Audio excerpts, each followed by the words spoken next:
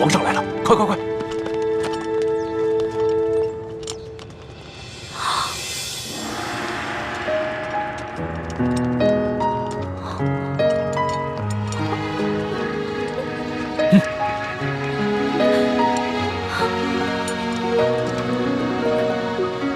你见了皇上，为什么不跪呀？你是皇上。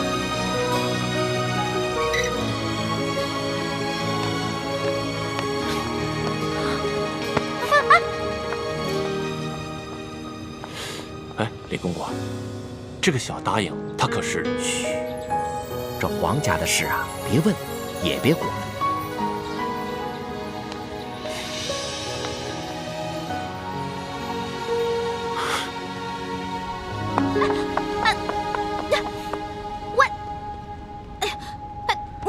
你到底是谁啊？你是皇上还是龙三啊？嘘，我不是皇上，我是龙三。那外面的人为什么称呼你为皇上，还给你跪下了？ 我真的不是皇上，我只是长相和声音都酷似皇上，所以啊，被皇上选做替身了。你是皇上的替身？对呀，我只是皇上的替身。我们这大清啊，虽说入关数十余年，可是根基还未稳，这皇上又还年少，刚刚亲政不久。不管是那些签名余孽，还是那些妄想谋朝篡位的权臣，都有暗杀皇上的企图。就拿这个鳌拜来说。 连顾命大臣苏克萨哈都敢杀，还勾结内侍给皇上下毒，所以啊，皇上时常让我扮成他的样子。我就说嘛，你吓死我了！你怎么可能是皇上呢？你要是皇上的话，怎么可能半夜三更的去御膳房偷东西呢？还跟我结拜兄弟了，是不是？对对对。所以皇上3日侍寝，不肯让我看他的样子，一直戴着面具。 就是怕我发现，是不是？对呀。所以你现在知道了，为什么你在宫里面打听不到侍卫龙三这个人？因为我不是普通的侍卫，我不站班儿，我只是在必要的时候出来替皇上一下。那也就是说，你是皇上的替身，那也就得替皇上挨刀子了。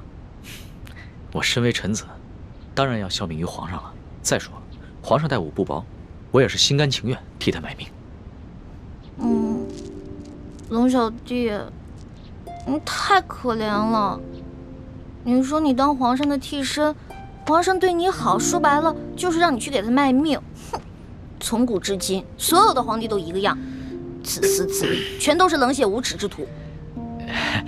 老大，你就别当我的面说皇上的不好了，你这不是为难小弟吗？哎，你今儿怎么想起跑这御书房来找我了？还说呢，几天都不理我。我有重要的事情要告诉你。 重要的事情。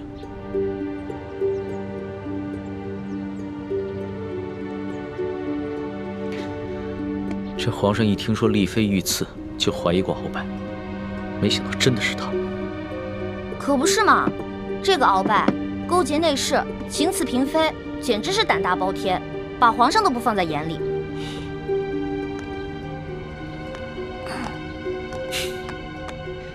老大，你是不知道啊。 这鳌拜把持朝政多年，这朝廷上下、宫中内外全都是他的势力。皇上暗中派人查探了几天，也没有抓住他半点把柄。那难道就这么算了？小不忍则乱大谋，眼下还不是跟鳌拜翻脸的时候，所以只能当做暂不知情了。这个鳌拜贼心不死，还逼着我哥哥要去刺杀厉贵人。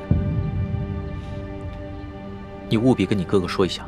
千万不要听命于鳌拜，皇上已经在暗中想办法铲除鳌拜了，所以要拜托你哥哥多跟鳌拜周旋一段时间了。哎，放心吧，我哥哥啊肯定不会助纣为虐的。不过你说这个小皇帝他的计划可行吗？会不会很危险啊？老大，这皇上呀可不是你想象当中的那个风流好色之徒，他呀虽然年少，但是有勇有谋，也算是一代明君吧。 龙小弟啊，你就是天生当奴才的命啊！我说，都这个时候了，还替你那个皇上主子说话呢，他能有什么很高明的策划呀？按照我的想法，他呀就是不把你的命当命，关键时刻让你去给他当替死鬼，知道吗？老大，你就别当着我的面说皇上的不好了，你这不是为难我的吗？行，我就是因为把你当兄弟，所以我跟你说话才不避讳。既然你不想让我这样说的话，那以后去捡好听的假的话跟你说呗。好了，我这气量没那么小，气会连一个小姑娘的口无遮拦都容不下。我知道，你之所以骂皇上，是因为担心我的安危，对吧？当然了，龙小弟，在这个世界上，除了我的亲人，你就是我最亲的人了。你听我的啊，你可千万别因为什么你的皇上、你的主子去卖命，关键时刻你得记得保护好你自己，千万别于衷，知道吗？好，你就放心吧，我可以悄悄地把皇上的计划告诉你。你把皇上的计划告诉我，这么重要的事儿，你不怕我卖了你啊？在这皇宫里边，除了皇上和太皇太后，你就是我最相信的人了。谁让你的心思最为单纯的？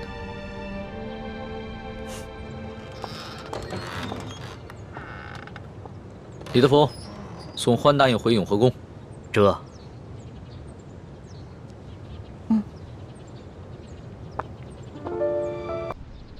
什么？康熙在暗中训练几个小太监、小侍卫摔跤，想借着摔跤的游戏擒拿老夫。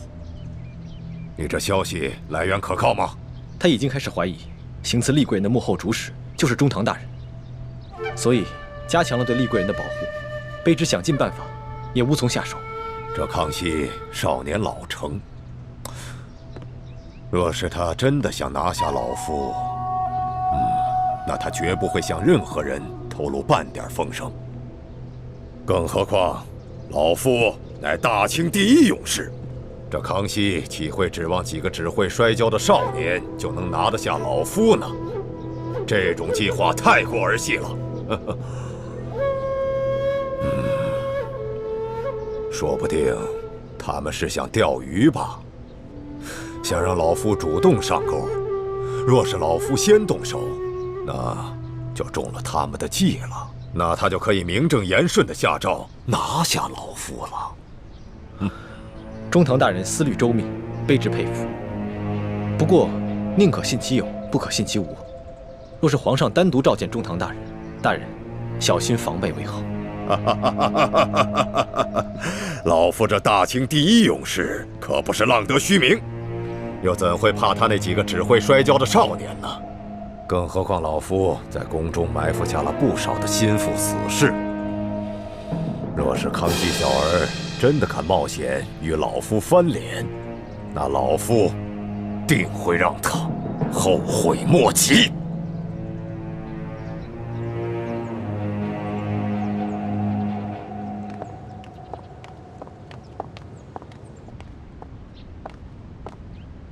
皇上，欢答应到了。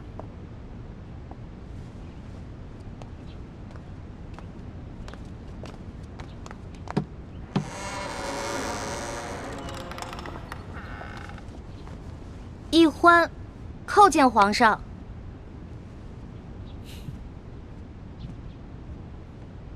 平身吧。谢皇上。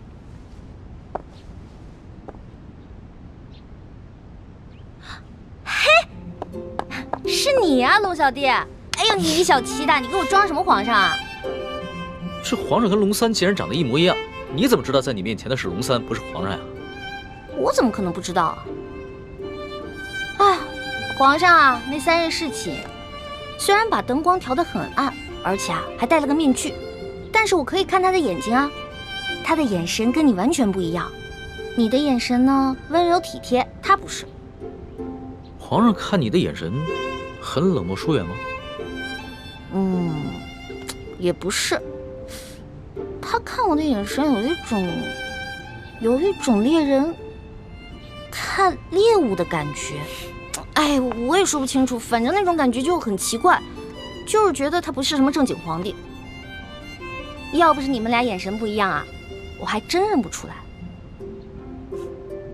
哎，对了，你叫我来干嘛？我这次叫你过来呢，是想跟你道个别。道别？你要去哪儿啊？还记得我上次跟你说过的要擒拿鳌拜的计划吗？今天就是计划展开的日子。皇上已经宣召鳌拜单独来御书房觐见，所以我要亲自动手，和那些训练已久的侍卫和太监们一起擒拿鳌拜。什么？你要亲自跟鳌拜动手？鳌拜可是大清第一勇士，你亲自动手你就死定了。鳌拜一日不出，皇上就无法真正亲政。而且，鳌拜手握军权，皇上也不敢下旨捉拿鳌拜。但是鳌拜此人呢，自恃武功甚高，性格极为孤傲，他绝对想不到皇上会找几个摔跤手在宫里边要擒拿他，这样出其不意，反倒有可能成功。而且皇上还安排了李公公在茶里边下了一些药，鳌拜喝了以后就会内力尽失。李公公，皇上让李公公来协助你？对啊，李公公从小就进宫了，侍奉过太祖皇帝和先皇，深得太皇太后的宠幸。可是那个李公公，怎么了？算了，算了，没事了。龙小弟，你别那么傻，你别替皇上去卖命，你肯定会死的，你别去了，行不行？所以啊，特意让你过来，跟你道个别。毕竟我活到这么大，你是跟我关系最特殊的人。这一世，我可能只能做你的龙小弟，是你的结拜兄弟。可是来世，我希望做你的青梅竹马。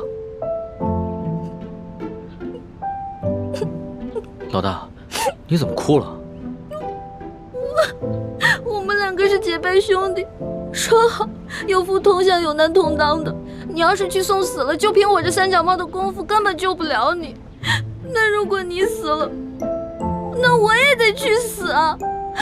我还不想死呢，我还有很多美食没有吃呢，我还有很多心愿没有完成呢。那你就别陪我去死了，让我自己一个人死就好了。反正我在九泉之下也不会怪你，顶多变成厉鬼来缠着你。呸！你明知道人家心里特别着急，你还说这样的话。老大，好了，别哭了，啊！这个计划，它又不一定会失败，也许就成功了呢。道完别了，你先回永和宫，等消息吧。龙小弟，只能这样了吗？没有什么更改的可能了吗？只有过了这一关，皇上才是一条龙，要不然的话，他只是一条虫。那你等我一下。你要干嘛？哎，不许进来啊！我没让你进来，你不许进来。哎，不许进来。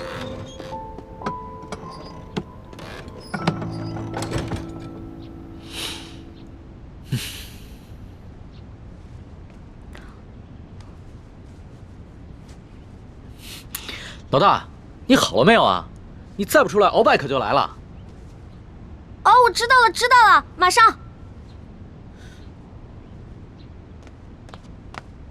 老大，我进去了啊。老大，你好了没有？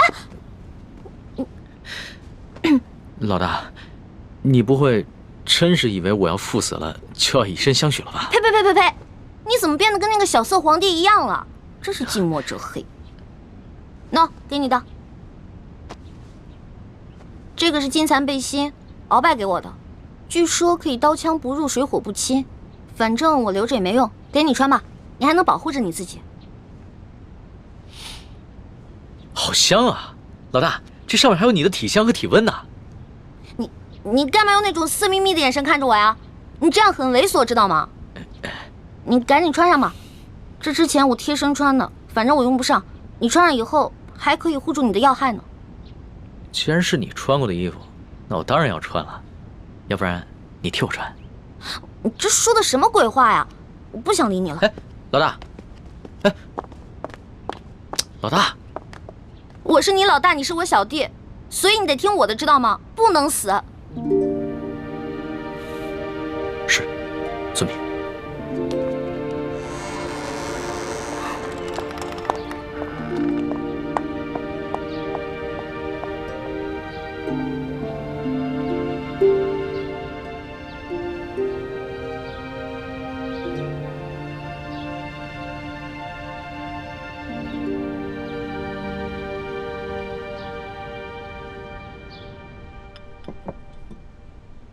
六师傅，康熙擒拿鳌拜的计划如箭在弦，一触即发。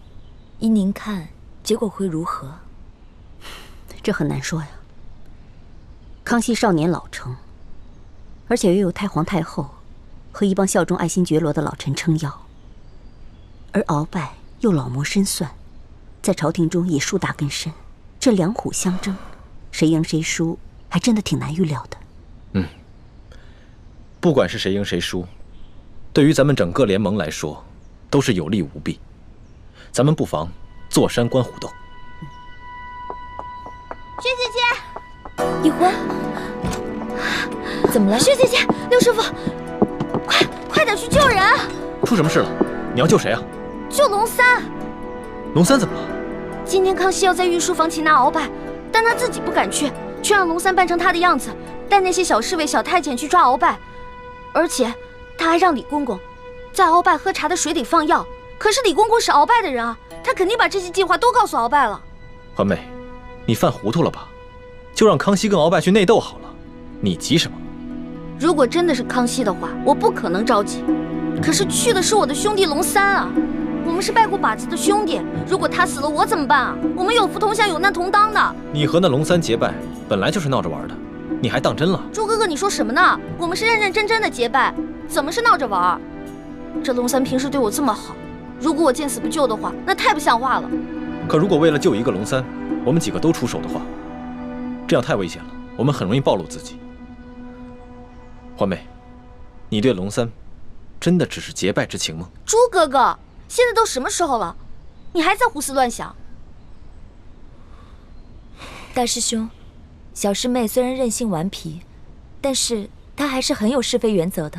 她对那个龙三一定只是结拜之情。还是薛姐姐了解我，没错，我不想欠人情，我更不想欠人一条命。玉欢，你可别忘了你现在的身份，你是大明郡主，是未来大明太子妃。那你现在的什么龙三结拜大哥的身份，跟这个身份比起来，根本就是不值一提。更何况龙三又不是为了你去死，他为的是他的皇帝主子。可是，好，那我们就不去帮助龙三。也就是说，如果龙三败了，康熙也就败了。康熙一旦败了，这个鳌拜就会发动政变，让他自己当皇上。鳌拜这个人生性残暴，如果他当了皇上了，比康熙更难对付。而且那个时候，薛姐姐你怎么办啊？可是我们换个法子，我们协助龙三，帮助了康熙，打败了鳌拜。到那个时候，我们就得到了康熙的绝对信任。到时候你们就有机会进宝库去找铜匣了。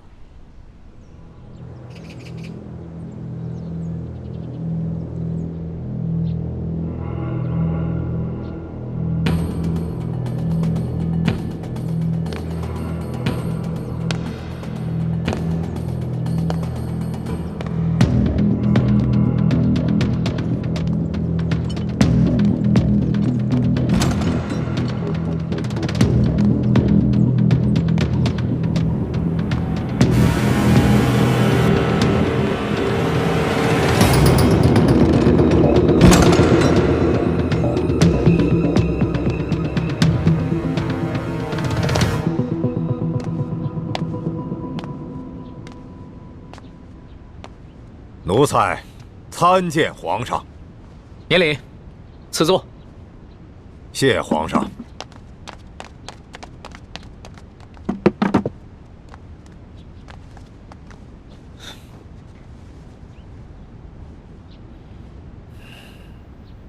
此茶。这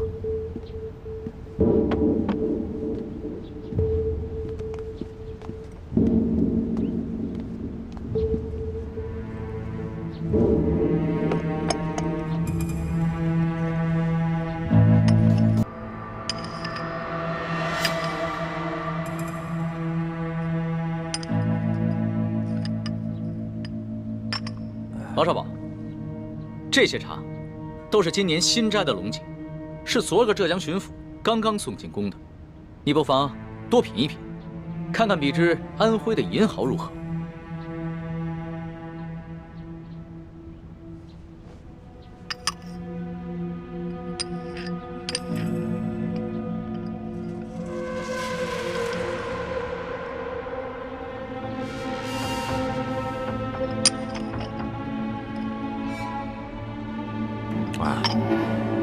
才是个粗人，什么茶到了嘴里都是一个味儿。皇上宣召奴才，有何事垂询啊？敖少保，你不妨先看看这些奏折。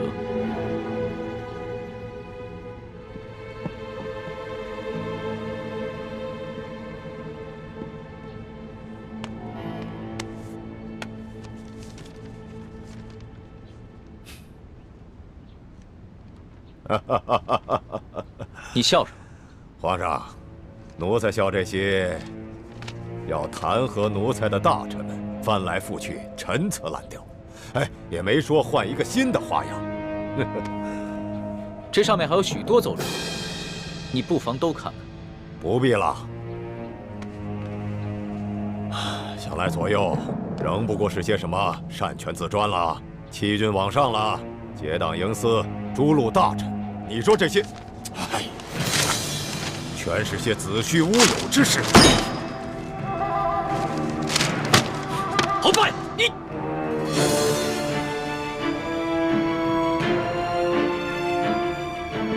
皇上，这数十位联名上书的大臣，分明就是在构陷奴才，这是在离间你我的君臣之义，这简直就是对皇上的大不敬。奴才恳请皇上下旨，让奴才把这些乱臣贼子一一捉拿。你凭什么说这些弹劾你的奏折都是构陷之词？皇上，这些要弹劾奴才的奏折，究竟是什么性质？那仅仅是在皇上的一念之间。现在就看皇上是相信要弹劾奴才的这些大臣们，还是要相信奴才了。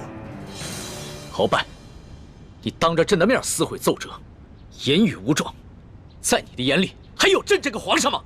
这奴才的性情一向是如此，皇上忘了，皇上经常夸奴才性情憨厚耿直，怎么到了今天就说奴才是言语无状了呢？奴才自辅政以来，哪天没有要弹劾奴才的奏折？皇上和太皇太后一向是看都不看就直接给了奴才，怎么到了今天，皇上就拿这些奏折来斥责奴才了呢？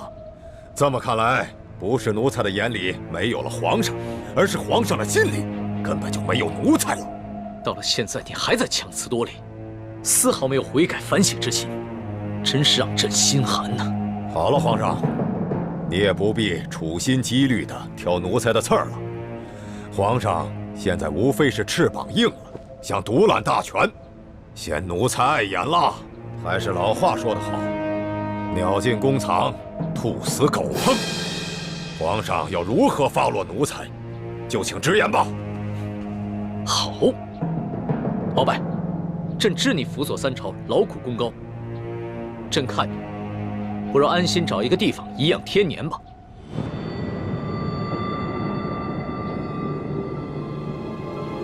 皇上真是体恤奴才啊，奴才真是感激涕零啊。但是皇上，你不要忘了，奴才是先皇遗命的辅政大臣，担负着协助皇上处理朝政的职责。现在皇上身边奸臣环伺，奴才尚未清君侧，又如何敢颐养天年呢？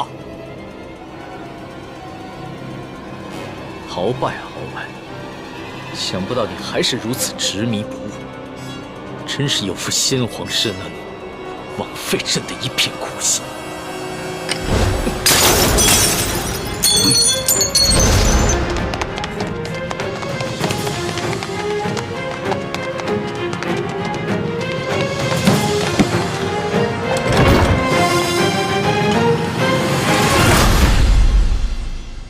按理说，我们站在康熙这边，得到的利益会更大一些。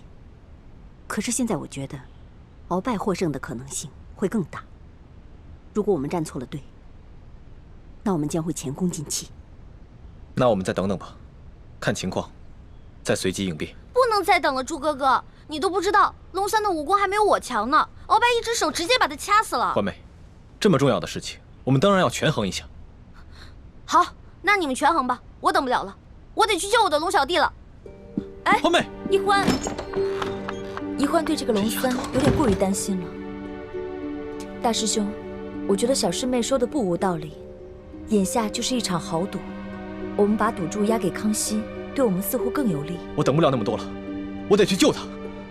哎，太子，我也跟你一起去。不能去啊！倾城，为什么？你不能去。无论康熙和鳌拜谁胜谁负，你我都不能暴露身份。可是鳌拜号称大清第一勇士，我担心大师兄不是他的对手。你放心，太子自有分寸。如果情形不对，他一定会及时发出求救信号，到时候我们再见机行事。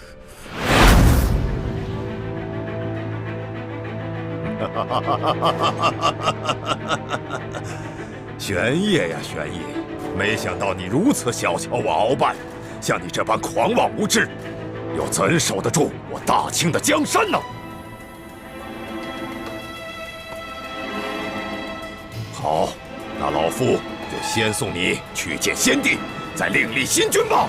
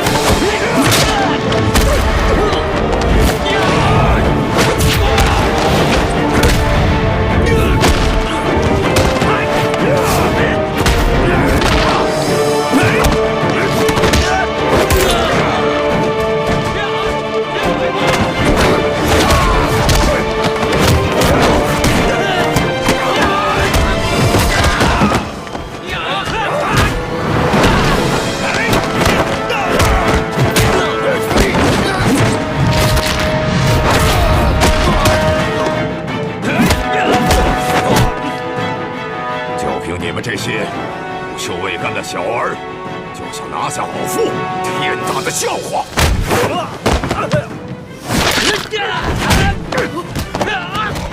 李德福，这让你准备的东西你备好了吗？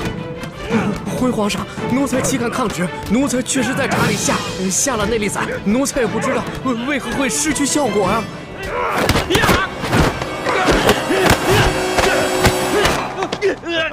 玄烨，老夫早就知道你要对老夫下手，还能不事先做些准备吗？告诉你，在来之前，老夫就预先服下了能解百毒的辟邪丹了。快起来！只要抓住了鳌拜，官升3级，赏金1000两。真是不见棺材不落泪。来吧，送死吧！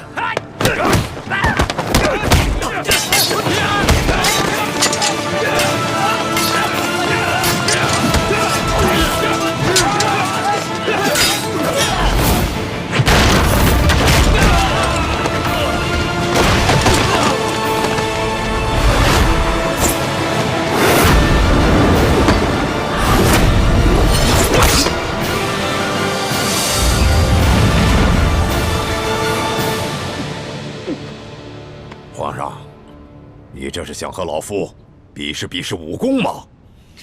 我说你平时的聪明劲儿都哪儿去了？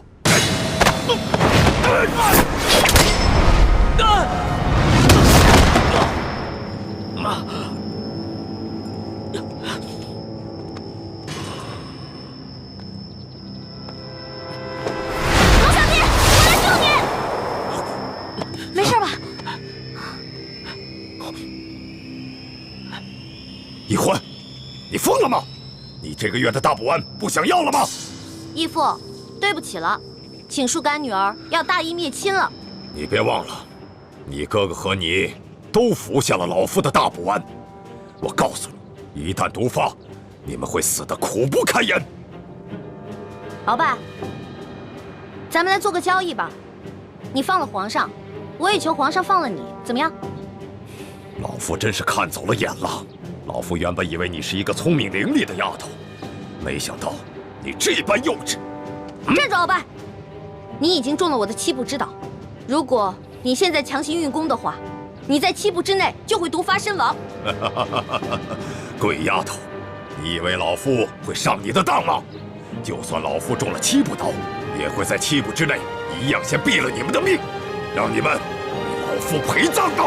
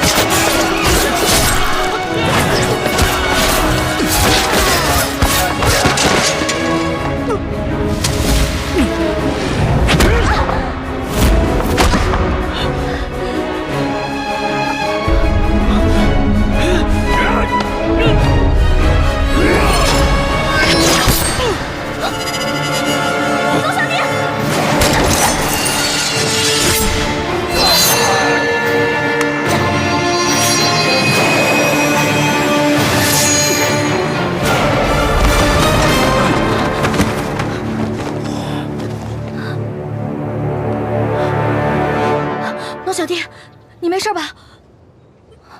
来，没事，慢点。没事，还好有你的金层背心。拦住他们，我去救皇上。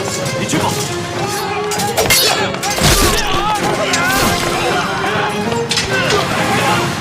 丫头，你把老夫的金蚕背心也给了皇上，看来你对皇上是动了真心了。只可惜，就算是皇上穿了金蚕背心，老夫也一样要他的命。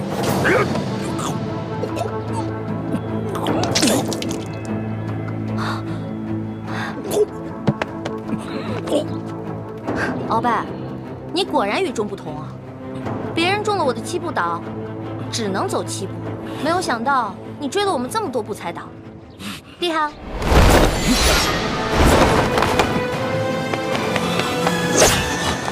朱哥哥，剑青，快杀了这个小皇帝，杀了他，杀了他，就是大功一件。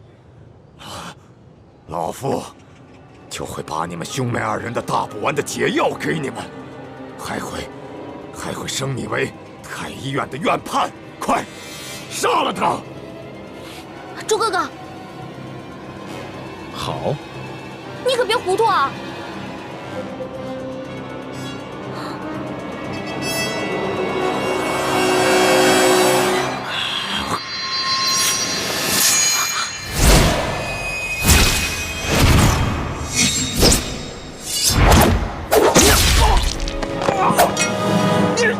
中堂大人，你忘了，我是奕欢的哥哥，当然要帮自己的妹妹。你们这大补丸的解药都不想要了吗？中堂大人，你又忘了，我是大夫，大补丸的解药我会解出来的。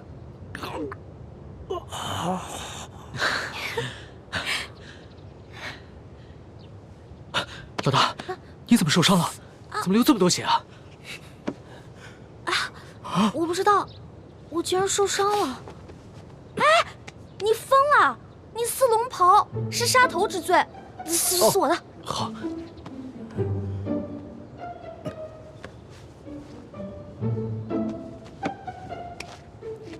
哎，等等，皇上，奴才这有手绢。啊。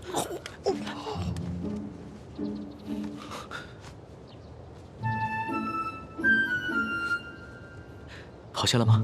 嗯。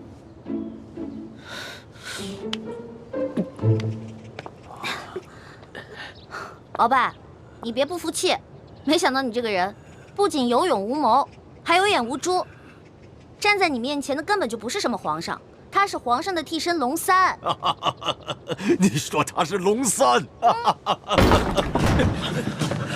护驾，护驾！这边，快！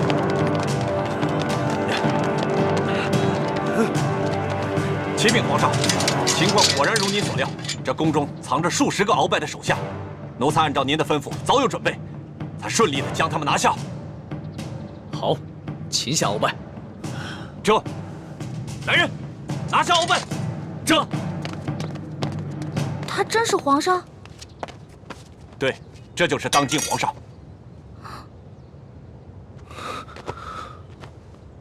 微臣参见皇上。丫头，你白长了一双大眼睛，中看不中用。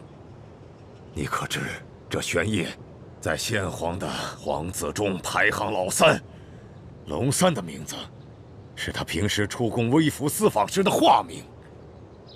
你也不好好想想，他要不是真正的皇上，何来的这等的气象啊？你真的是皇上？3日侍寝的时候，为什么朕要戴着面具？朕跟你说话的时候也是破绽百出，可是你都没有发现。朕还从来没有见过像你这么单纯可爱的女孩。华妹，赶紧下跪！你这个骗子！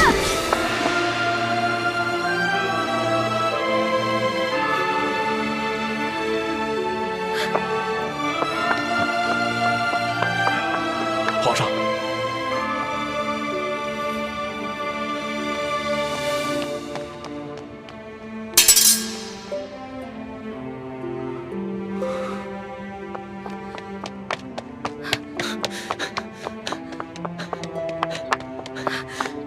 你给我站住！你给我放开！你就是个混蛋，你就是个无赖！你吃了雄心豹子胆了！你不仅敢打朕，还骂朕是骗子无赖！你本来就是骗子，本来就是无赖！你知不知道你现在说的每一句话都够砍你100次头了？砍吧，反正现在鳌拜已经被你制服了，留着我这个猪脑袋也没什么用了。好，你不怕死是吧？那你哥哥呢？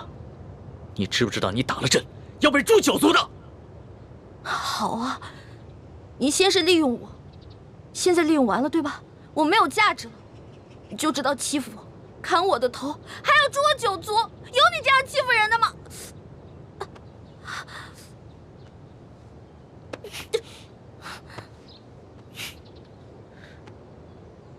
伤口这么深，你还乱动？你等一下，朕马上让你哥哥过来给你止血。现在都要砍我和哥哥的头了，还止血干什么？朕难道不该砍你的头吗？你知不知道从小到大，还从来没有人打过朕，就算朕的皇阿玛在世的时候，也从来没有动过朕的一根手指头。那还不是因为你骗我？你跟我说你不是皇上，你是龙三，我是你的老大。那小弟做错事了，老大教训一下怎么了？那要你这么说的话，还是朕的错了。没错，就是你的错，谁让你骗我了？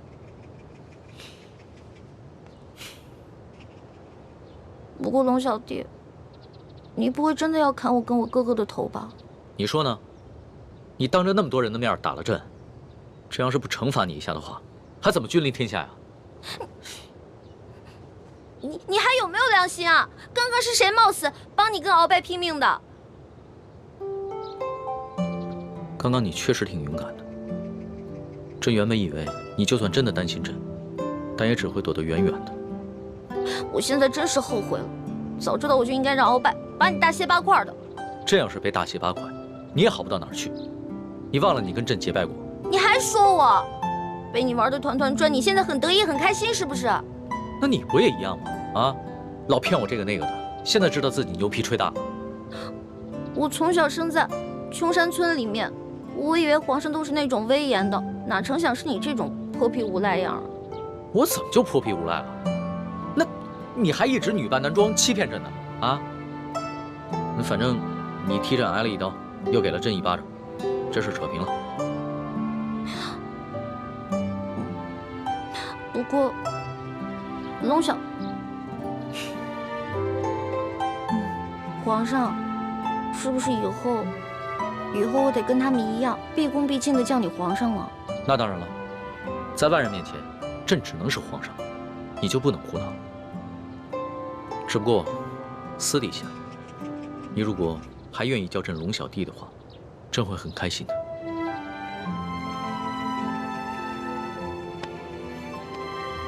是不是疼死了？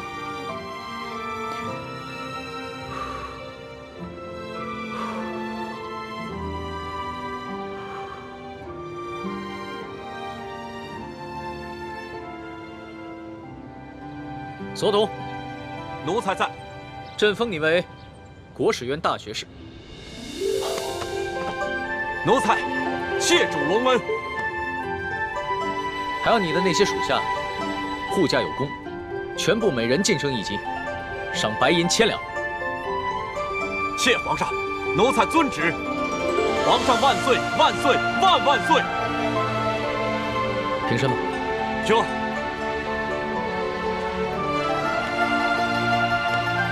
李建清，臣在。朕封你为太医院副院判，赏黄金100两。皇上，臣之医术还不够格担任太医院副院判一职，若是勉强忝居高位，于臣也未见有益。臣护驾乃是臣分内之事，不求封赏，只求当好一名御医。你年纪轻轻就能淡泊名利，很好。不过既然是你救了朕，那就是为朕立下了大功，朕也得赏罚分明啊。你要是不愿意升职的话，那朕就赐你一件黄马褂，准你有急事的时候，可以直接穿着黄马褂进宫见朕。多谢皇上。桓答应。奴婢在。你为了帮朕铲除鳌拜，不惜冒着生命危险潜伏在鳌拜的身边，还识破了鳌拜要给朕下毒的阴谋，为朕擒下鳌拜立下了首功，可谓是有胆有识、有勇有谋的女中豪杰。你想要什么，尽管说出来，朕都会遂你的愿。皇上，奴婢只有2件事想请求皇上。这第一件事，想让皇上撤去奴婢的答应之位。朕本来就要准备取消你答应的封位，封你为嫔，让你做一宫之主。皇上误会了，奴婢不是嫌答应的封位太小，而是奴婢只想做一个小小的宫女。为什么？因为奴婢的满8旗身份是鳌拜帮我伪造的，之前为了迷惑鳌拜，所以皇上给奴婢封了一个答应之位。可是现在鳌拜已经就擒了呀，所以奴婢也没有必要再假意的做皇上的后宫嫔妃了。这有什么的？朕早就想过了，找一个8旗的宗亲认你做义女，赏你们李家一个满8旗的身份就是了。其实这跟几起也没什么关系。最主要的是，奴婢年少的时候家里给奴婢定了亲，虽然奴婢的未婚夫前几年外出游学，暂时失去了联系，但是婚约还是在的，所以奴婢没有办法侍奉皇上。你的意思是，将来有可能还是要出宫，去跟你的未婚夫完婚？这大清朝跟历代历朝都是一样的，推崇信义为先，这婚约自然也要遵守，所以奴婢就不能侍奉皇上，希望皇上成全。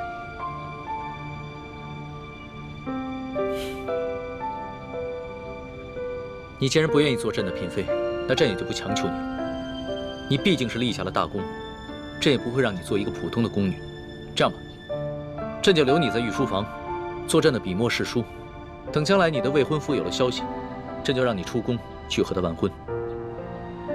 奴婢谢皇上恩典。这个笔墨侍书，以前宫里是没这个职位的，而是朕特意为你而设。你既不是后宫嫔妃，也就不适合住在东西12宫中的任何一宫之中。这样，让人在后宫之中找一处幽静的住所，赐名永乐斋，暂时拨给你住。谢皇上恩典。那你的第2个要求呢？我第2个要求很简单，奴婢知道皇宫里有一个宝库，里面有好多奇珍异宝，奴婢想进去转一转。你还真是个小孩心性。好，朕准你了，准你去宝库逛一逛，顺便挑拣自己喜欢的宝贝，就当是朕给你的赏赐。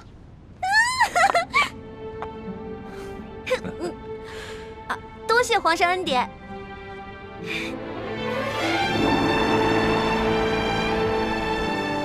石叔姑娘，哇，请。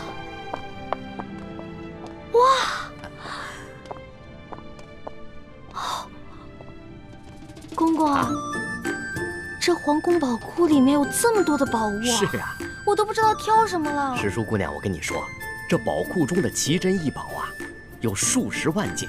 姑娘喜欢哪一件，告诉我，我来帮你选。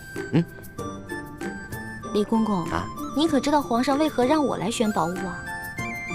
这个不知道。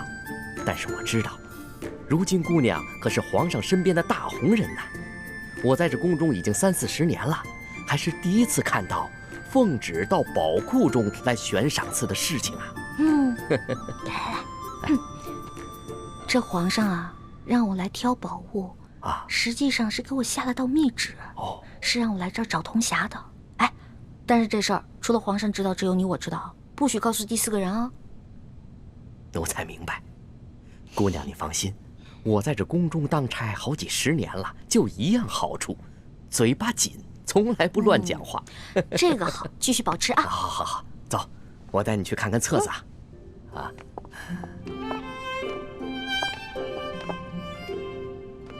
姑娘，这宝库里的所有宝物啊，都在这个册子里面。我们看看这个铜匣，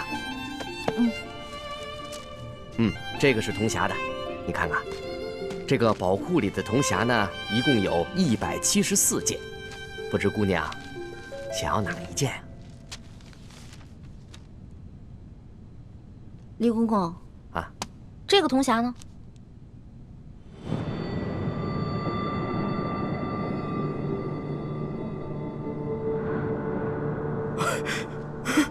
姑娘饶命啊，姑娘！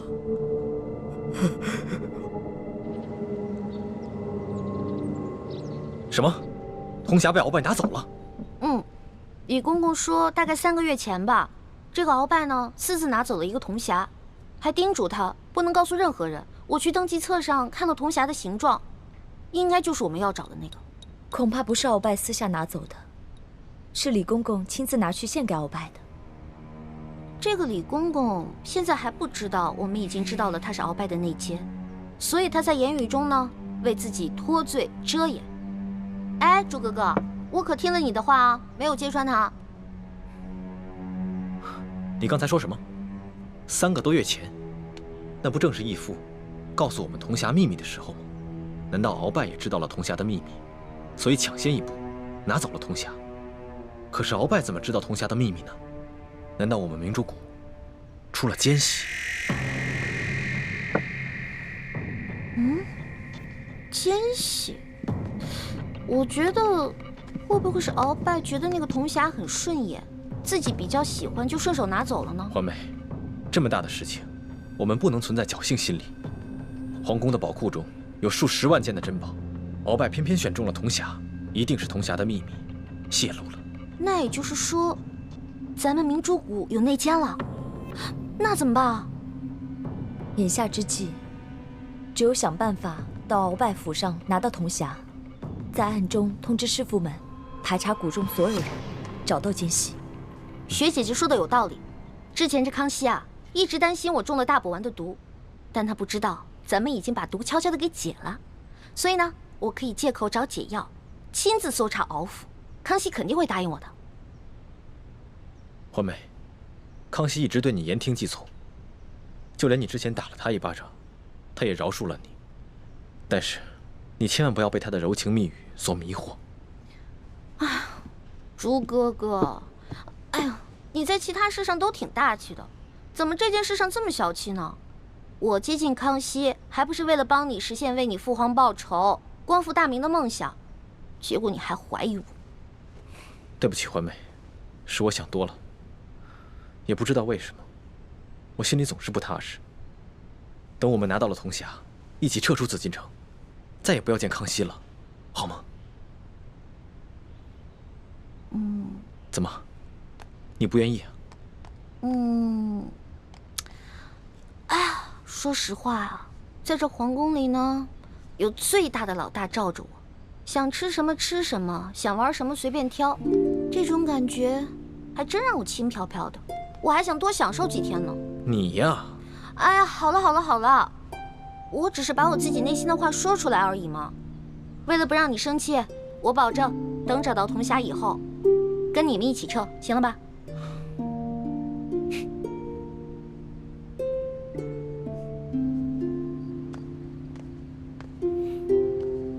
老大，谢谢你。要不是你的金蚕背心，说不定小弟就再也见不到老大了。哎呀，这个金蚕背心我穿着也没什么用，我跟这世上的人无冤无仇的，也没有人想害我。倒是你，虽然高高在上，所有人都对你很恭敬，指不定多少人想害你。拿着吧，给你了。既然你这么关心朕，那朕可就收下了。你知道这件金蚕背心的来历吗？我只知道这个是先帝赐给鳌拜的。这件金蚕背心呢，是前明崇祯皇帝的贴身之物。这个崇祯皇帝生性多疑，唯恐被人刺杀，所以花重金从海外购得了这么一件宝物。可惜啊，最后他还是丢掉了天下，吊死在了梅山。就跟这个鳌拜一样，曾经权倾天下，现在不也照样变成了一个阶下之囚？所以啊，这执掌天下之人，可不能靠什么宝物防身，必须以仁德治天下。只有天下太平，这做皇帝的才会太平。龙小弟，你这一本正经说话的样子，还真像个皇帝啊！什么叫像个皇帝？朕本来就是个皇帝。是。而且，朕会说到做到。哎呀，老大，你怎么了？你没事吧？没事，可能是大补丸的那个毒发作了。那怎么办呀？我已经命索额图去查鳌拜府了，命他一定要找出大补丸的解药。不，这索大人吧，他去找，他即便看见了，他也不知道哪个是。要不然你还是让我去吧，我去搜吧。不是，可是你这样能坚持住吗？我其实刚来的时候吧，吃了我哥哥给我制的那个药，虽然不能根治这个毒吧，但是可以缓解一下。你让我稍微缓一下啊。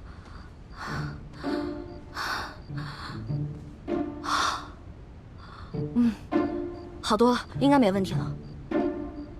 行吧，那你就赶紧拿上朕的金牌，去鳌拜府查吧。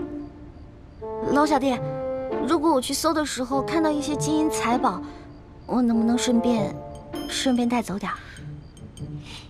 老大，你在宝库里边挑了那么多宝贝，还不知足？钱是个好东西嘛，多多益善啊。你呀，真是个小财迷。所以，龙小弟，你这话是答应了？啊，谢谢龙小弟。这样，等我发了大财以后，一定带你去京城第一酒楼吃顿好吃的，行不行？好，就这么定了。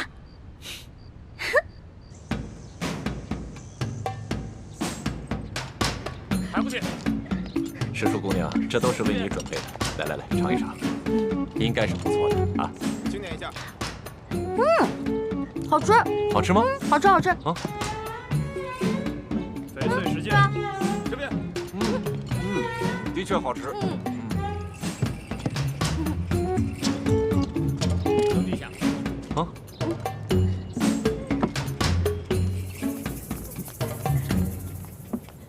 表姨夫，这是查抄的物品清单，您过目。啊。这大补丸的解药，府中里里外外、上上下下都搜了个遍，还是未能找到。这怎么能行啊？大补丸解药是最重要的东西啊！皇上说了，掘地3尺也要找出来。继续搜。是，卑职这就亲自带队再去搜一遍。快去。你走。这，石树姑娘，这是查抄的物品清单，您长长眼，过目。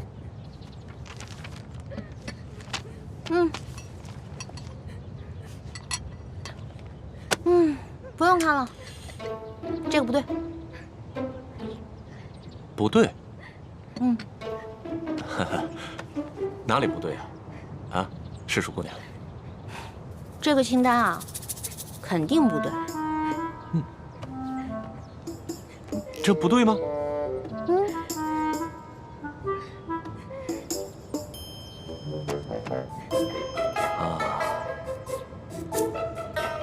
好，石树姑娘，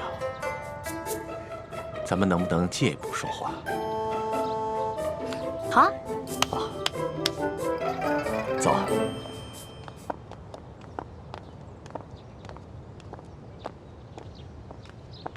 参见大人。行了，走吧。这。走。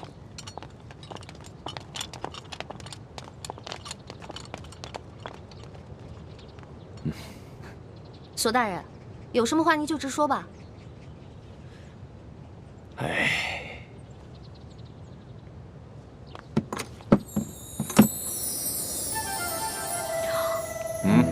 哇，这么多金银珠宝啊，连在皇宫的宝库里都没见过呀。世淑姑娘，你这眼光挺毒啊，一眼就看出这账目不对啊。实话实说吧，这2箱宝物还真就没入账。咱俩来鳌拜府，也不能白辛苦这一趟吧？咱们2:1天作5，把这2箱宝物给他分了，这样如何？分了，这不太好吧？这有什么不好的啊？这皇上命咱们俩来查抄这鳌拜府，其实就是想赏咱们俩一个发财的机会，这你都不懂吗？那也是，咱就别跟皇上客气了。是啊，那咱跟皇上客气什么呀？啊？那这样，一会儿你找个人啊，帮我把这箱抬到永乐斋去。没问题啊，这个包在我身上，你就不用担心了啊。那世淑姑娘，这些账目可对了？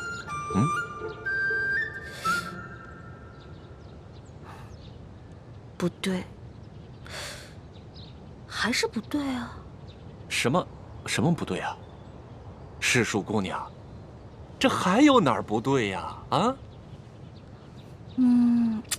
这个不对。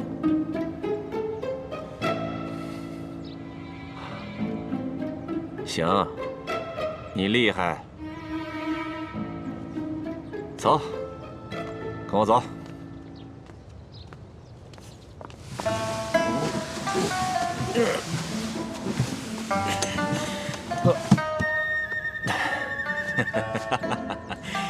哎呀，世淑姑娘，这是我藏的最后1箱的宝物了，啊，没入账的宝物了。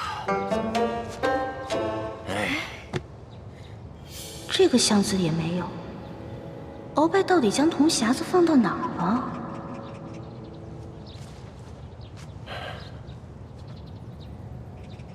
世淑姑娘，这最后1箱宝物，我本来是要留下来，孝敬其他王公大臣的。你想啊，咱俩捞到了这查抄鳌拜府的肥差，这朝里多少眼睛盯着咱俩，咱俩也不能不懂规矩啊，是不是？是啊，索大人啊，我虽然不是特别懂你们这朝中的复杂关系吧，但是我也知道，这人要懂得分享，不能吃独食，不然啊会招来祸灾的，是不是？是啊，哎呀，世淑姑娘就是聪明伶俐，难怪皇上这么宠爱你。哎，那现在这账目可对了？这账目是对了，但是我这解药还没找到呢。对呀，这解药没找着。鳌拜这奸贼实在是狡猾得很呐！这找不着解药，咱俩怎么向皇上交代呀？索大人，您看这样，您让手下的人呢去审一审鳌府的人，问问这鳌府里面有没有什么密室之类的。对呀，我怎么就没想到这一点呢？啊，哎呀，还是世淑姑娘更胜一筹啊！那咱这个先放着，查解药去。走。世淑姑娘，你瞧这个地方机关重重，也不知道藏了多少宝物，说不定这大补丸的解药就藏在里面。索大人，这个机关十分的复杂，我们真的没办法打开啊！废物，一群废物点心，这点事儿你们都办不好啊！我告诉你们，再给你们1个时辰，如果你们再打不开，我把你们这没用的手给剁下来。我剁下来，知道吗？我知道，我们开。索大人，消消气啊！我觉得他们打不开，跟您站在这儿也有关系。您想啊，您站在这儿，他们紧张啊，紧张肯定打不开。要不然您看这样行吗？您到外面啊歇息歇息，喝个茶，我来看着他们。还真说不定啊。嗯，那行，那就麻烦世叔姑娘帮我先盯着点儿。好嘞。啊，你们听好了啊，一切都听世叔姑娘的安排。是。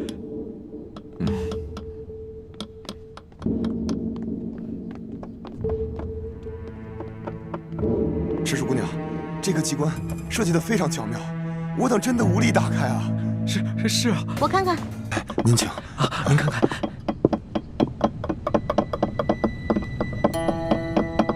哎，世叔姑娘，你也会开机关啊？嘘，小声点啊，这事儿不能声张。这个机关我要是开不了的话，你俩手可就保不住了啊！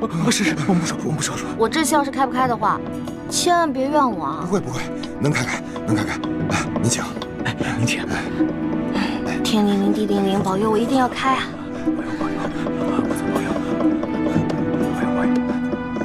眼下我们已经帮康熙擒获了鳌拜，已取得了他绝对的信任，相信用不了多久，小师妹一定能够拿到铜匣。真没想到，事情进展得这么顺利。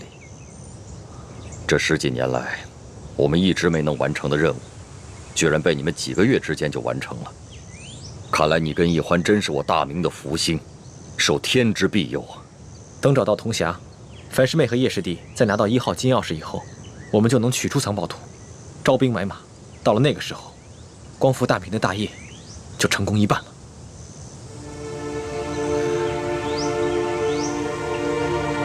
唉，怎么了，义父？有件事情藏在我心里已经很多年了，我现在告诉你，你也要把它藏在心中，不能告诉任何人。义父，请讲。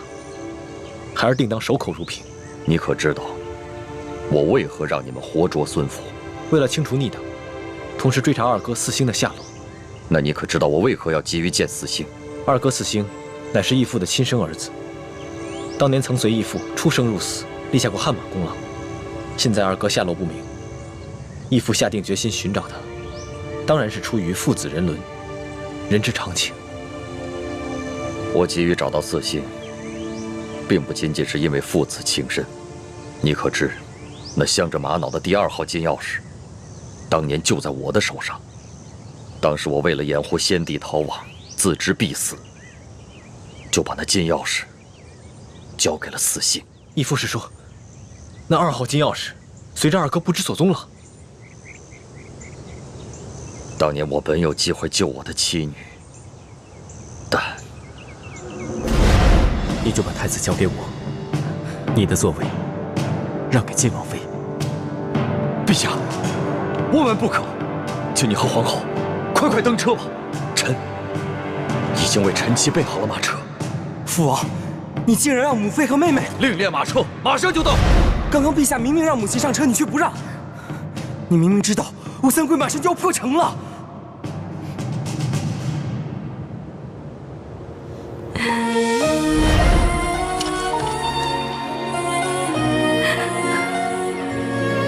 什么？你要抛下母妃和妹妹不管？国难当头，顾不了我们自己的家。爹，可是没有可是。执行军令。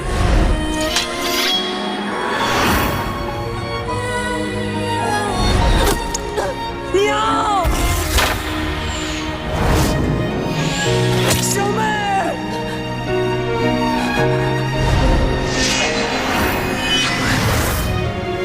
从今往后，你不再是我爹。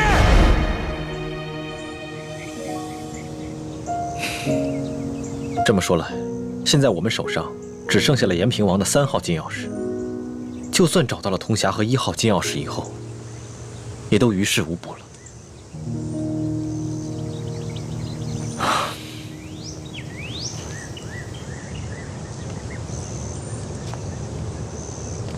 这么多年来，这件事情一直是我心头的一块大饼，我没敢告诉任何人。但现在，我不能不如实向太子禀报。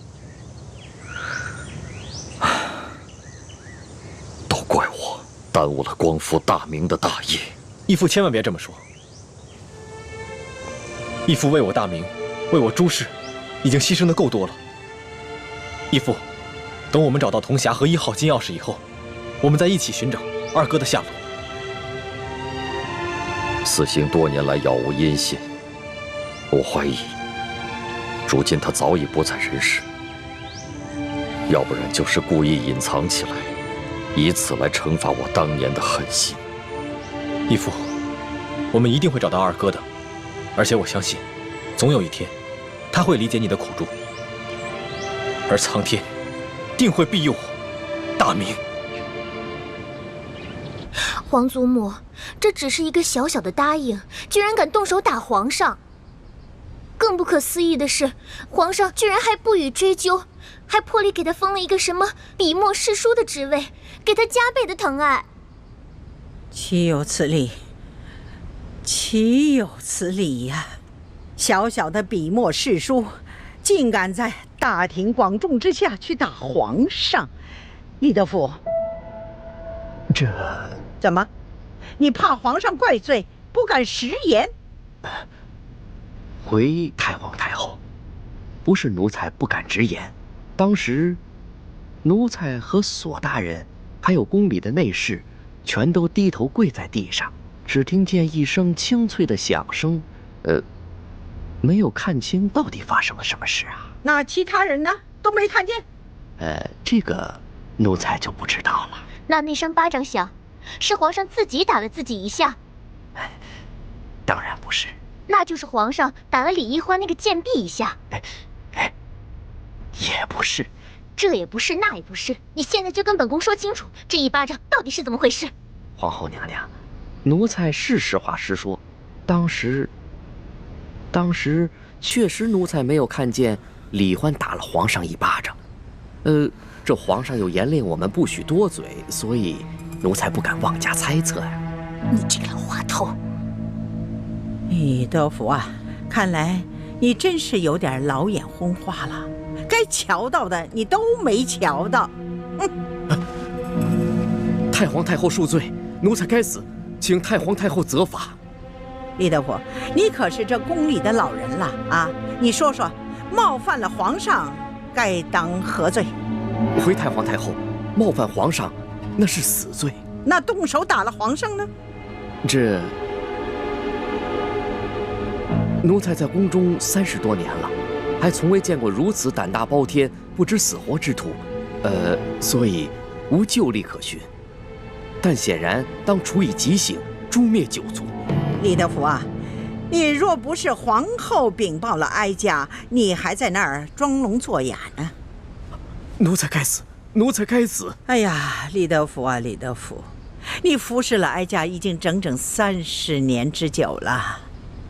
你可知哀家当下最担心的是什么？最害怕的是什么？奴才不敢妄加猜测。鳌拜专政，让我担心，但是我不怕。这吴三桂以兵自重，哀家也担心，但是也不怕。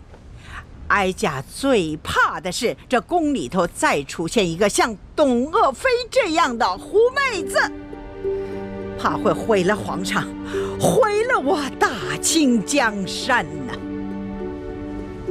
太皇太后，您请放宽心，那李易欢她成不了董鄂妃，她是个汉女，况且自幼又定了亲，一旦她的未婚夫出游回来，那李欢就该出宫完婚去了。这汉女怎么了啊？定了亲又怎么了？当年这海兰珠就嫁过人，这太宗皇帝不照样爱若珍宝吗？董鄂妃一样，她还是先帝的弟媳呢，那先帝不是照样为她神魂颠倒了吗？这李易欢呐，比起这海兰珠啊、董鄂妃呀，真是有过之而无不及呀！居然还敢打皇上！啊，皇上连这个都能忍，这说明把他纵容到什么地步了啊？李德福啊，这可是天大之事啊！你居然没向哀家禀报！奴才该死，奴才该死。不过，奴才也着实冤枉。这李易欢，他入宫之后，也未见得如何受宠啊，只不过册封了个答应。可是，谁想到，竟然到了今天这个地步啊！可见呢，这个李易欢是一个先毒之人呐。皇祖母，你可千万不能再纵容这个贱婢李易欢了，否则，只怕您担心的事情又要重蹈覆辙了。放心吧，只要哀家在，任谁他也翻不起这个波澜来。都过了1个时辰了，诗书姑娘，你到底行不行啊？哎呀，别催我了，恐怕我们的手是真的保不住了。是啊，能不能不要那么绝望啊？我有种预感，我很快就能打开，很快。这真的假的啊？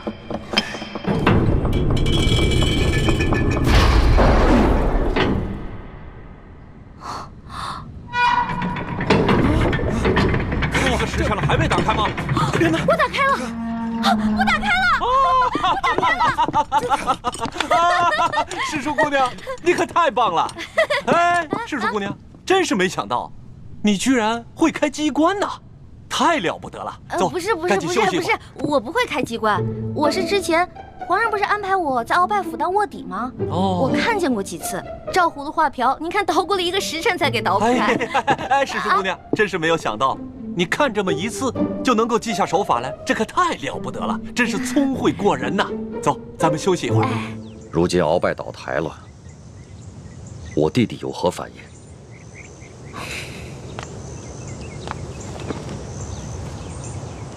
叔父应该是受了鳌拜大补丸的控制，所以未必是真心在为鳌拜办事，不过是为了保全性命，成了鳌拜的内奸。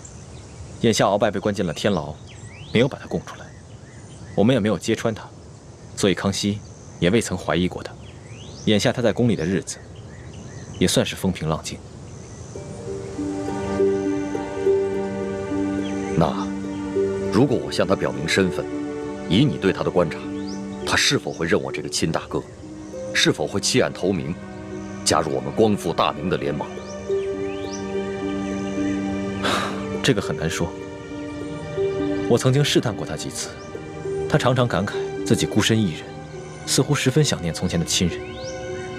不过他毕竟在宫里生活了几十年，已然变得十分麻木且圆滑，而且他现在有钱有势，我猜他不会为了跟义父的兄弟情谊而放弃眼下所拥有的一切。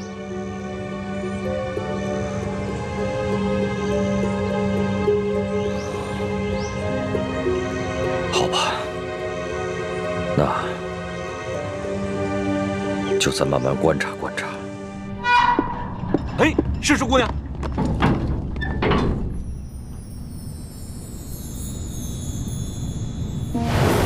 你们俩把工匠带走，给他们打赏，快！知。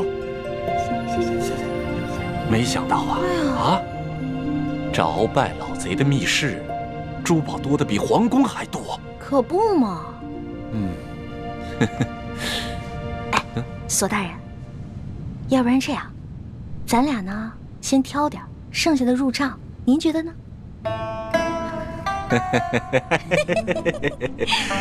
这和世叔姑娘一起办案，真是太开心了。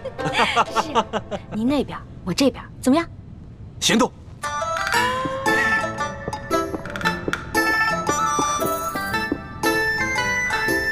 真是皇天不负有心人，我终于找到你了。哼，朱哥哥，看你以后还好意思骂我笨。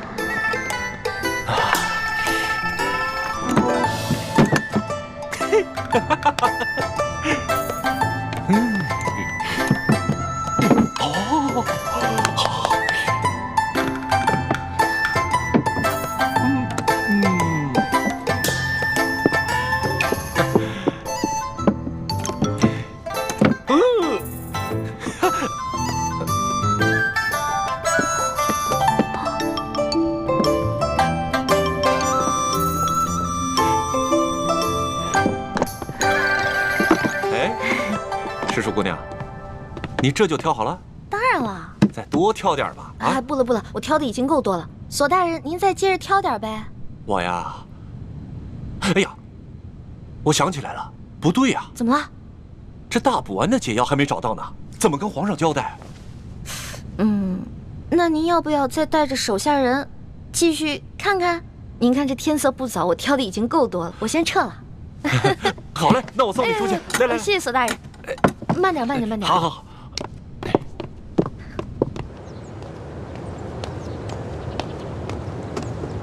李太医，太皇太后凤体前安，李太医，赶紧过去看看吧。好，卑职这就过去。公公将来告老还乡的时候，可否会回陕西榆林去安享晚年啊？不回去了，没有亲人的家乡还算什么家乡啊？公公在这世上，当真连一个亲人都没有吗？本来是有个孪生哥哥，但几十年杳无音信，恐怕早已死在乱军之中了。万一公公的哥哥吉人自有天相，还活在这个世上呢？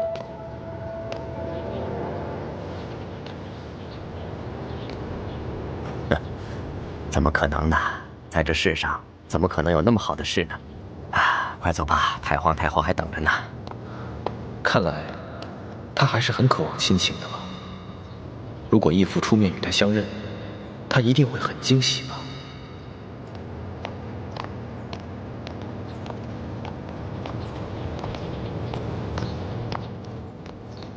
公公，太皇太后的病一向是院判大人亲自救，今日怎么突然选我这个排名最末的太医？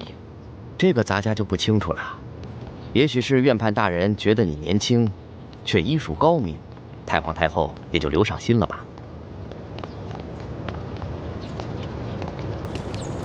公公，这好像不是去慈宁宫的路吧？太皇太后不在慈宁宫，你别多问了，跟咱家去就是了。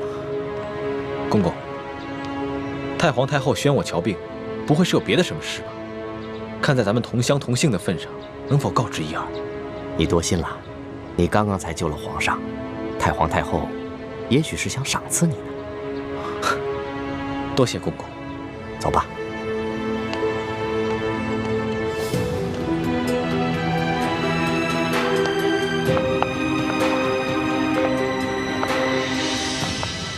厉贵人，您吉祥。李公公安好。微臣参见厉贵人。李太医免礼。谢厉贵人。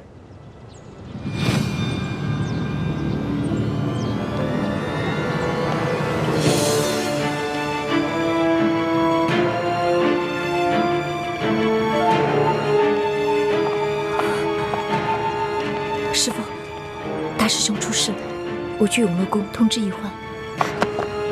你千万要沉住气，不到万不得已，不要暴露自己的身份，知道了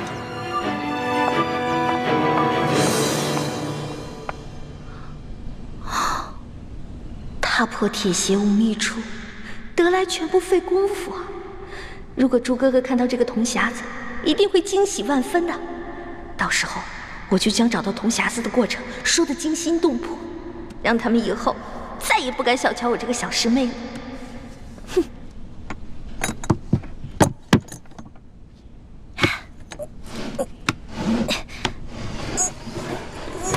一欢，谁？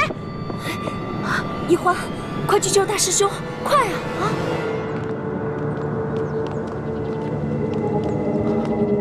李公公，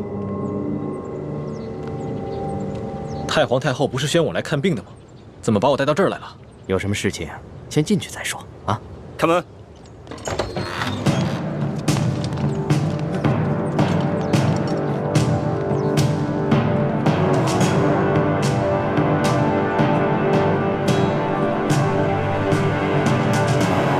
李公公，这到底是怎么回事？太皇太后懿旨，将你们这些捉拿鳌拜有功的人聚在一起，每个人赐一杯御酒。龙小弟，我求求你去救救我哥哥，还有那些工人吧。他们犯了什么错？他们不就是看我打了你一巴掌吗？可是，他们就要因此失去自己的性命吗？这不公平啊！朕已经吩咐过所有人守口如瓶了，没想到还是传到了太皇太后的耳朵里去了。现在太皇太后已经下了懿旨，朕也不好公然对抗她的权威啊。太皇太后的权威，难道比那些人的性命还要重要吗？太皇太后要维护的是皇权的威严，这是紫禁城，有很多规矩，不仅这里的大小奴才要遵守，连朕也必须得遵守。祸是我闯的，跟他们没有关系。之前打了你一巴掌，你打我吧，打我多少下都行。你别闹了，你以为这是小孩子过家家呀？现在做什么都来不及了，太皇太后不会放过你的。等他处理完你哥哥那些人，就会轮到你了。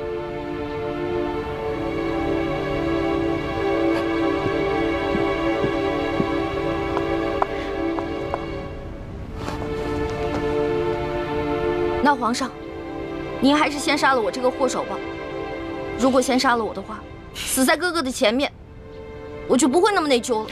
易欢的易欢，你还老说自己是朕的老大，一到这种危险的时刻，你就这么没出息的以死相要挟。您现在是高高在上的皇上，我只不过是一个小小的奴婢，我只能求您大发慈悲，饶了我哥哥。少说的那么可怜，你什么时候把朕当过皇上？不一直把朕当成你那个结拜小弟吗？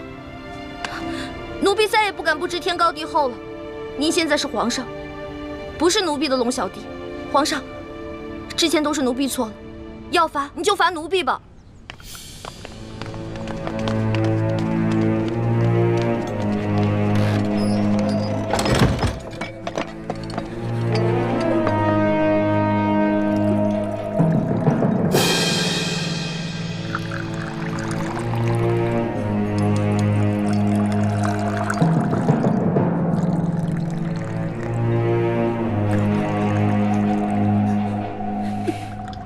你先起来吧。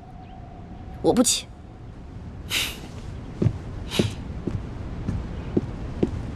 起来吧，这么跪着也不是办法。皇上，我求求您了，您能不能去救救他们呀？如果他们因为我而死，我肯定会内疚死的。楼下，皇上，你就救救他们吧。人自然是要救的，但你倒是说说，这要怎么说服太皇太后啊？您可以跟太皇太后讲齐桓公跟管仲的故事。当年，管仲为了救自家主子，向齐桓公射了一箭，但是那个箭正好射到了齐桓公的腰带上，齐桓公没有死。后来，齐桓公不计前嫌，任用管仲当了国相。管仲感激涕零，倾尽一生的才华，辅佐齐桓公，最后成为春秋五霸的首位。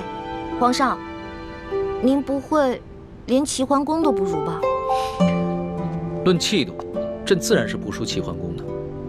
可是你能比得了管仲吗？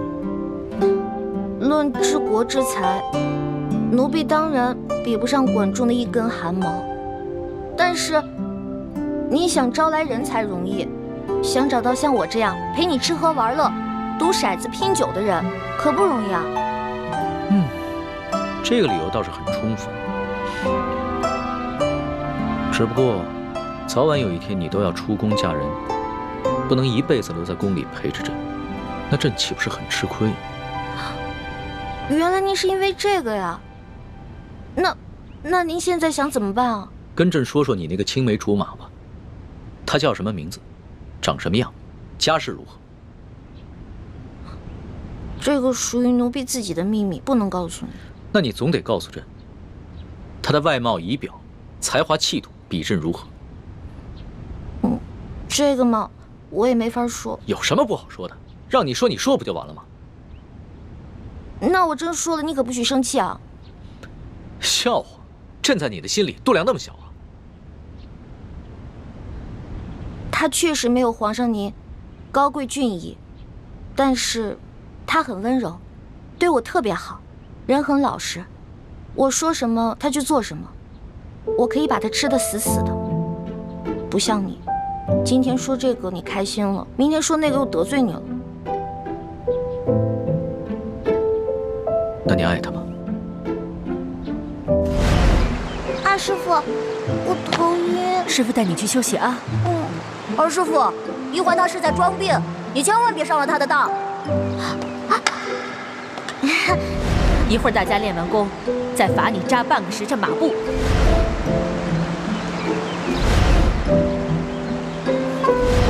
玉环妹妹，你别生我的气了好吗？欢妹妹，这个给你，我们和好吧。核桃酥，那。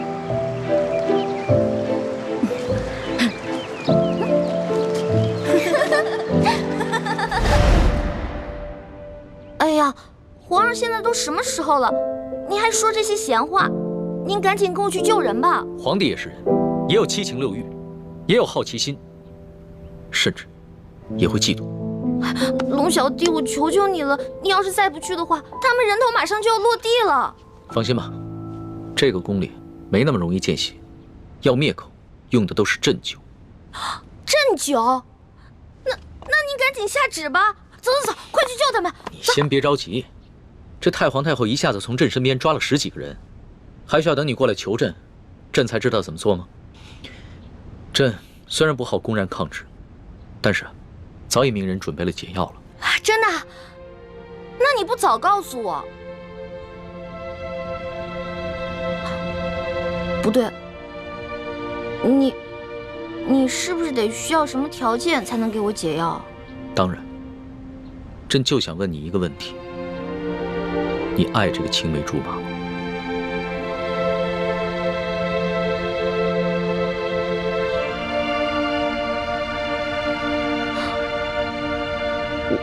我不是不告诉你，说实话我也不知道，我只知道我们是青梅竹马，从小他就对我特别的好，以后我肯定是要嫁给他的。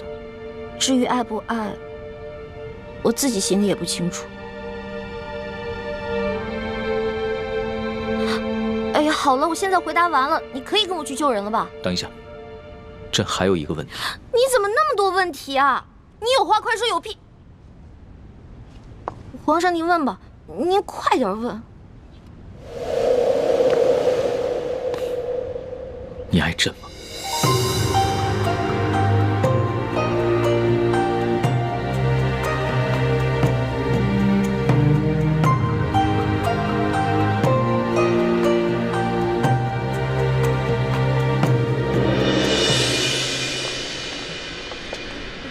这是太皇太后赐给你们的御酒，你们每人各取一杯，享用吧。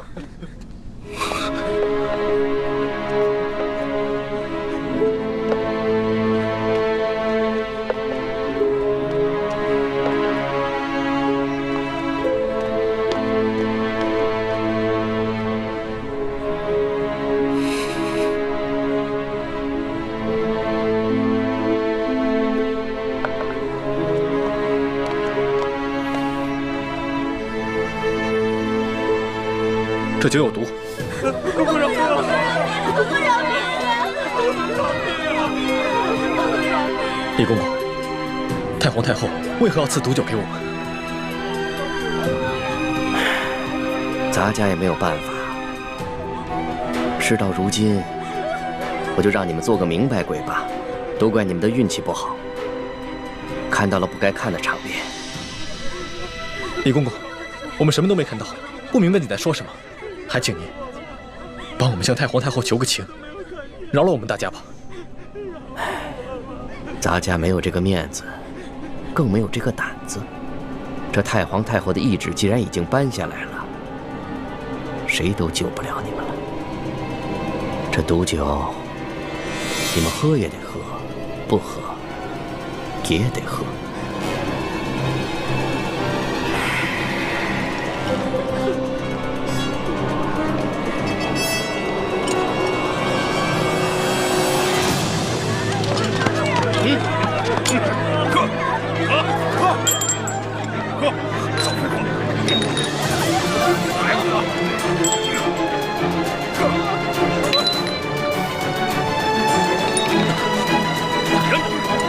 李公公，我有重要的话要跟你说。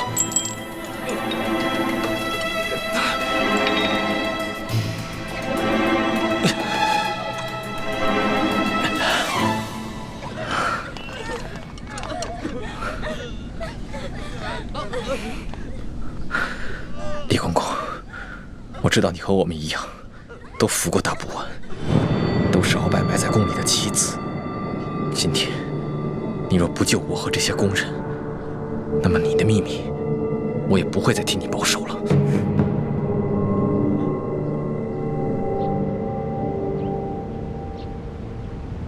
为什么不回答朕？我不知道怎么回答。如果我说实话，我怕你不开心，不给我解药；但是如果我骗你的话，那就是犯了欺君大罪了。你就照实了说，朕答应，不论如何，都会救你的哥哥和那些工人。真的？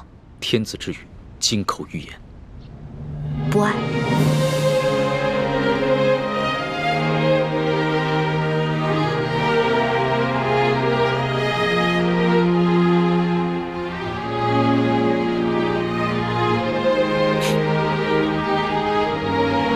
这两个字说的真干脆，丝毫不顾及朕的感受。我之前就跟你说过，皇上是这个天下最不值得女人爱的人。可是作为老大，也许我会爱上结拜小弟龙三，但是作为奴婢，我永远都不可能爱上皇上。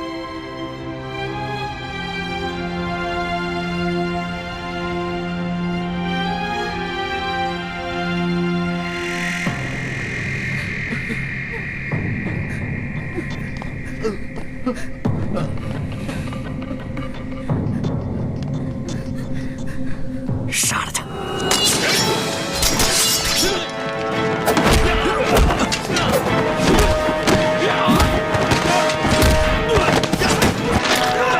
李德福，想不到你要杀我灭口！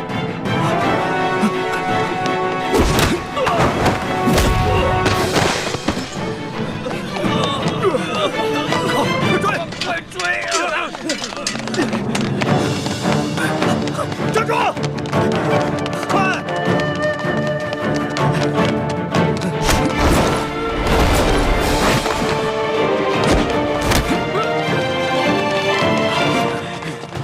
李太医，你杀了我，你也活不了。李德福，你别以为杀了我就没有人知道你是鳌拜的内奸了。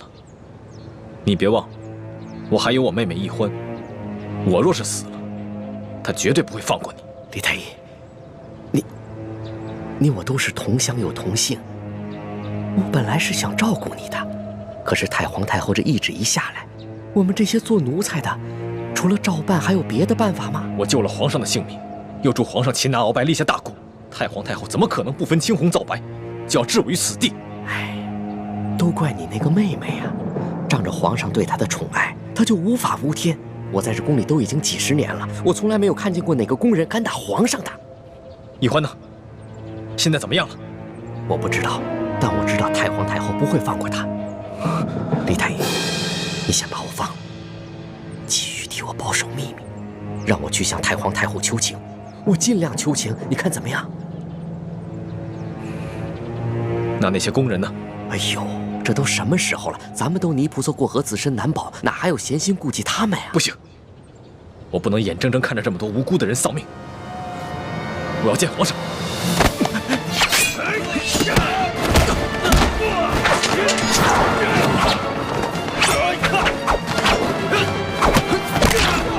住手！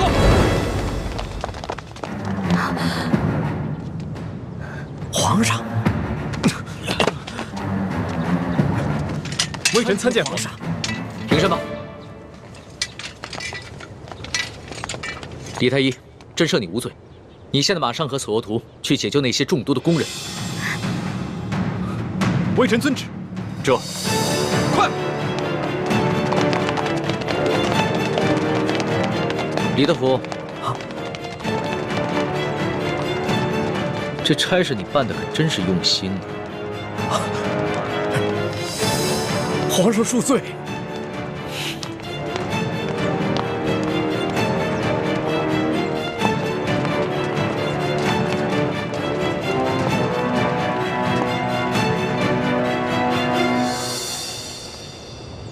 石叔姑娘，老奴也是实属无奈，石叔姑娘您大人大量，不要记恨老奴啊。中堂大人，公公有礼了，宫中一切可好？中堂大人，您放心吧，一切尽在中堂大人的掌控之中。皇上好吗？皇上现在还是每天跟一些小伙伴们摔跤玩耍，无心朝政。他那都是故意做给老夫看的吧？当年顺治爷临终托孤的景象，老夫是历历在目。不过如今皇上翅膀硬了，不把我等老臣看在眼里了，是时候给他点教训了。啊，那中堂大人，您的意思是？每日给皇上以重补药吧，接着看着他喝下去，懂了吗？奴才懂，奴才懂。你是如何知道的？公公，我这口技练得还不错吧？原来那晚你也在马车上，那你是如何知道是我？公公啊，虽然您那天行事谨慎，带着黑纱，我看不清您长什么样子，但是我看到了您耳朵后面那颗痦子，所以我还是认出了是公公您。李易欢，太皇太后果然说的没错，你真不是一个简单的小丫头。可是李公公啊，这太皇太后也看错了您啊，您也不是一个忠心的奴才啊。你到底想怎么样？李公公，您知道的，我这个人啊是不会害别人的，但是我最讨厌的就是那种害人的人。所以，只要您不对我们兄妹两个起什么歹心，那我们自然不会对您怎么样。但如果您的心里对我们兄妹两个，皇上，等等我。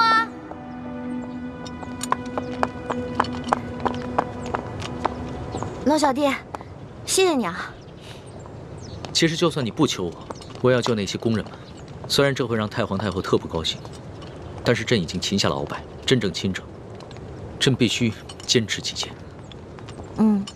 不过这个李公公实在是太讨厌了，向太皇太后告密的人肯定是他。这个朕怎么会不知道呢？但是李德福10岁就进宫了，侍奉过3代君王。太皇太后对他十分宠信，打朕小的时候啊，就是由他把朕的一举一动汇报给太皇太后，这已经是惯例了。就算朕有不满，也无可奈何呀。没想到皇上也有这么多的无可奈何啊！当皇上无奈的事情多着呢。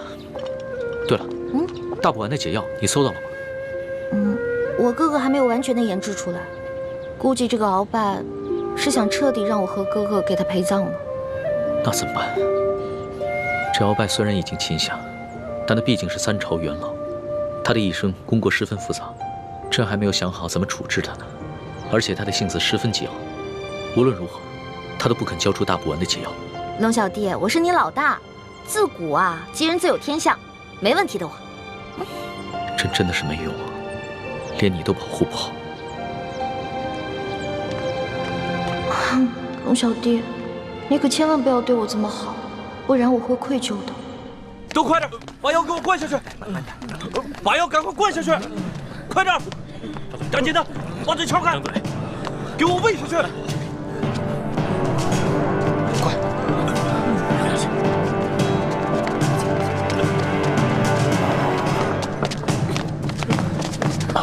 皇上不必多礼，先救人吧。快救人！皇上，我已经安排他们把药都给灌下去了。那他们是不是得救了？药已经喂下去了，命是保住了，但是什么？但是，这酒毒性实在太烈了，纵然服下解药，毒素也早已侵害了他们的咽喉。从今以后，他们再也不能说话了。张嘴。你是说，他们以后都是哑巴了？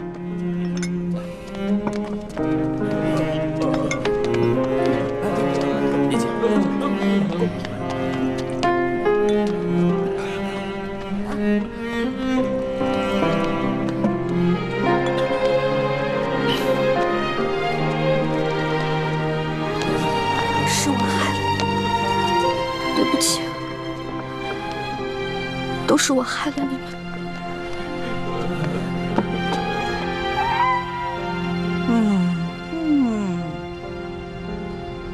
呀，李德福啊，连这点事你都办不好，你真是不中用啊你！太皇太后，您息怒。奴才跟纳赛正要把事情办好的时候，皇上跟李欢突然来了。皇上让奴才放人救人，奴才哪敢不遵从啊？哎呀，皇上是中了李欢的毒了，中毒不浅呐。这样吧，你把这李欢给我叫过来。谨遵太皇太后懿旨。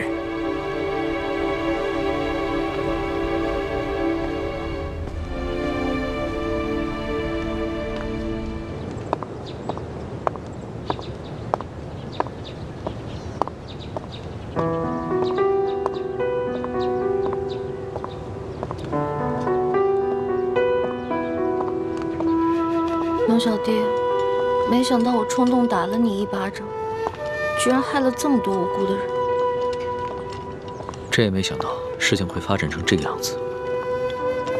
在朕的心中，一个好皇帝，与其让臣民们畏惧，不如让臣民们敬爱。难怪人们都说伴君如伴虎。你现在明白为什么我说你是全天下最不值得女人爱的男人了吧？